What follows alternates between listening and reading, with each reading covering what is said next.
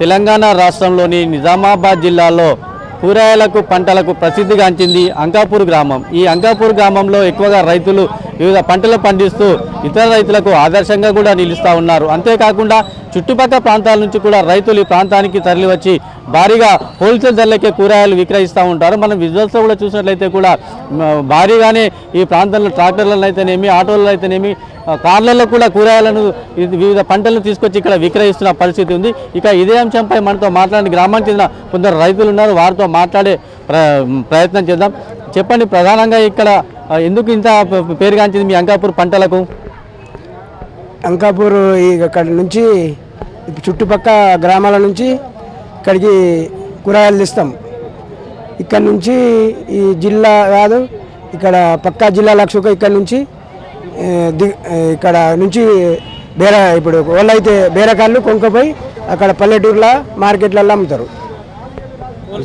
Wholesale market అంకాపూరు.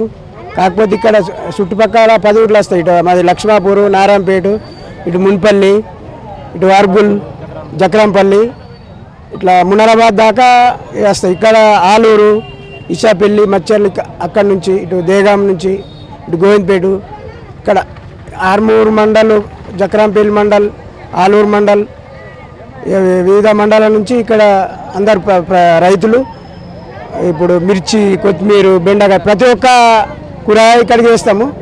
ఇక్కడ నుంచి వేరే జిల్లాల నుంచి వచ్చి ఇక్కడ నుంచి కొనుగోలు చేసి వేరే జిల్లాలకు సప్లై చేస్తారు. ఇక్కడ ఈ ఆర్మూరు డివిజన్ ఎక్కువ కూరగాయలు పండిస్తారు.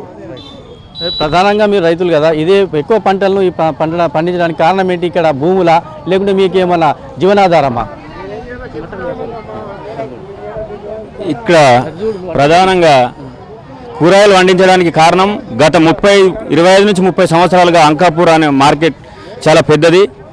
ఇక్కడ ఒక విలేజ్నే కాదు, చుట్టుపక్కల 20-30 విలేజ్లో వివిధ రకాల కూరగాయలు పండించడం, వివిధ జిల్లాల్లోని చుట్టుపక్కల ఒక జిల్లా కాదు 3-4 జిల్లాల నుంచి ఇక్కడికి వచ్చి చిన్న చిన్న వ్యాపారులు ఇక్కడ నుంచి కొనుగోలు చేయడం ద్వారా మా రైతులకు మరియు వాళ్ళకు కూడా జీవనోపాధి కలిగించింది.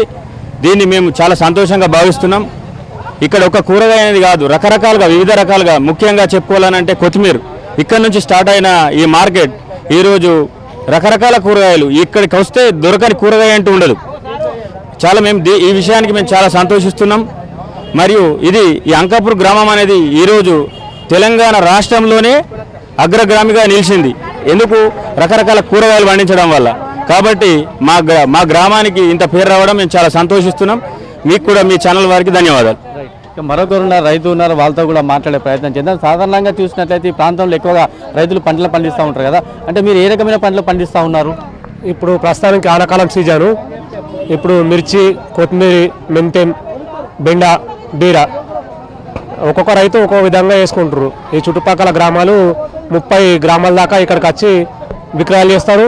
చిరు వ్యాపారులు, పెద్ద వ్యాపారులు కొనుగోలు చేస్తారు. కాబట్టి మాకు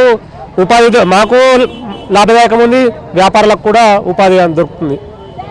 ధన్యవాదాలు. సాధారణంగా చూసినట్లయితే ఏ విధమైన పంటలు పండిస్తూ ఉంటారు? మీకేమైనా లాభం ఉంటుందా ఈ కూరగాయలు విక్రయిస్తూ ఉంటే?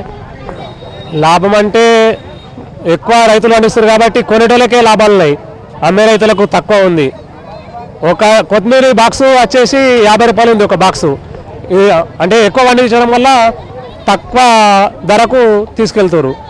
మార్కెట్ లోపల కొరత అనేది ఏర్పడితే రేట్ అనేది ఎక్కువ వస్తుండే. కాబట్టి చుట్టుపక్కల గ్రామాల నుంచి 30 గ్రామాల నుంచి వస్తారు కాబట్టి కొనే వాళ్ళకు కూడా సేఫ్టీ. ఇక్కడ అయితే ఈ మార్కెట్లో దళారుల వ్యవస్థ లేకుండానే మీరు విక్రయిస్తూ ఉన్నారు. దళారులు ఏమైనా ఉంటారు ఇక్కడ దళారులు అంటూ ఎవరు లేరు, స్వయంగా రైతే విక్రయిస్తాడు. మేము ఒక ధర చెప్తాము, వాళ్ళ గిట్టుబాటు ధర అయితే వాళ్ళు తీసుకుంటారు. రైతు గిట్టుబాటు ధర అయితే రైతు ఇస్తాడు, అంతే. దళారులు అనేది ఇక్కడ లేరు. అయితే ఈ పరిస్థితి మనం చూసినట్లయితే కూడా భారీగానే ఇక్కడ కూరగాయలు పంపిస్తారు.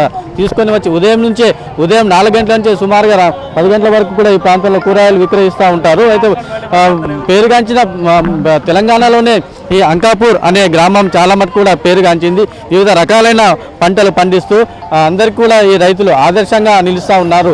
ప్రస్తుతం అయితే మనము అంకాపూర్ మార్కెట్లో విజువల్స్లో చూసినట్లయితే ఇక్కడ చిన్న చితక అని లేకుండా వృద్ధులైతేనేమి, మహిళలైతేనేమి ఉదయం నుంచి కూడా పంటలు పండిస్తూ అందరికీ కూడా అందరినీ అబ్బురపరిచేలాగా ఉంటారు. ఇక్కడ భారీగా సుమారుగా 30 నుంచి 40 గ్రామాలకు చెందిన రైతులు ఈ ప్రాంతానికి కూడా తాము పండించిన పంటలను తీసుకొని వచ్చి ఇలాంటి దళారులు లేకుండా ఇక్కడ హోల్సేల్ మార్కెట్లో విక్రయిస్తూ అటు అమ్మిన వారికి కొన్న వారికి కూడా లాభాలు వచ్చే విధంగా ఇక్కడ విక్రయిస్తూ ఉన్నారు. కెమెరామెన్ రవీందర్తో ఆనంద్ పాల్, మెగా 9 నిజామాబాద్.